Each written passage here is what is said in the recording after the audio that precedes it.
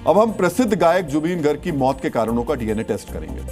19 सितंबर को जो मौत एक हादसा लग रही थी, उसमें संदिग्धता की मात्रा बहुत अधिक बढ़ गई है। 13 दिन हो चुके हैं। इन 13 दिनों में शक और जांच दोनों का दायरा बढ़ गया है। एसआईटी की टीम इसकी जांच कर रही है कि जुबीन की मौत कोई साजिश थी या फिर हादसा। इस कड़ी में जुबीन के मैनेजर को पुलिस ने गिरफ्तार कर लिया है। पहले यह कहा गया था कि जुबीन की मौत सिंगापुर में स्कूबा ड्राइविंग के दौरान हुई। इस दावे पर उनके परिवार को विश्वास नहीं हो रहा। उनकी पत्नी कह रही है कि लापरवाही के कारण जुबीन की जान चली गई। गरिमा गर्ग ने केस दर्ज करवाया है, जिसमें उन्होंने कहा कि जुबीन सिंगापुर में नॉर्थ इंडिया फिल्म फेस्टिवल में जाने के लिए इच्छुक नहीं थे, क्योंकि वो अपने एक दूसरे प्रोजेक्ट में बिजी थे। मगर ऑर्गेनाइजर और दोस्त श्याम कानू महंता के बार बार बोलने पर वो जाने के लिए राजी हुए। इसलिए घटना के समय वहां जो मौजूद थे वो सब शक के दायरे में। उन्होंने ऑर्गेनाइजर, मैनेजर, टीम के लोग सभी पर संदेह जताया। 20 सितंबर को जुबीन का कार्यक्रम था, मगर 19 को ही स्कूबा डाइविंग के दौरान उनकी जान चली गई। मित्रों, स्कूबा डाइविंग के दौरान मौत का आंकड़ा बहुत कम है। करीब 2 लाख डाइव्स में कभी किसी एक की मौत होती है।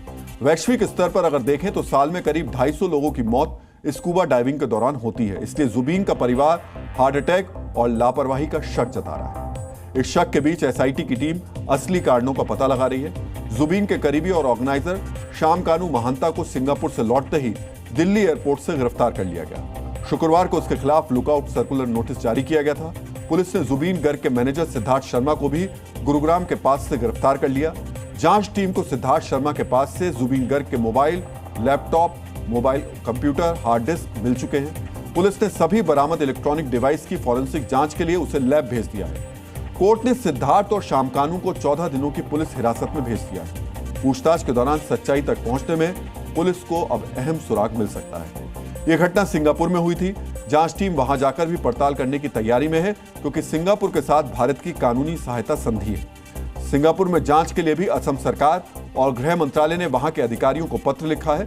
संधि के मुताबिक सिंगापुर में भारतीय अधिकारियों को जांच के दौरान मदद चाहिए होगी तो वो सिंगापुर सरकार से उसको मिलेगी, जैसे सबूत पेशी आदेश हासिल करना, तलाशी या जब्ती में सिंगापुर सरकार मदद करेगी। असम सरकार का कहना है कि सत्य का पता लगाने में रत्ती भर भी कोताही नहीं बरती जाएगी। सरकार को पता है कि असम में जुबीन गर्ग होने का अर्थ क्या है। जुबीन गर्ग की मौत से असम के आम आदमी किस तरह आहत है, ये उनके अंतिम संस्कार में दिखाई दिया था। यही कारण है कि सच्चाई का पता लगाने के लिए सीआईडी की एसआईटी अब जांच पड़ताल कर रही है।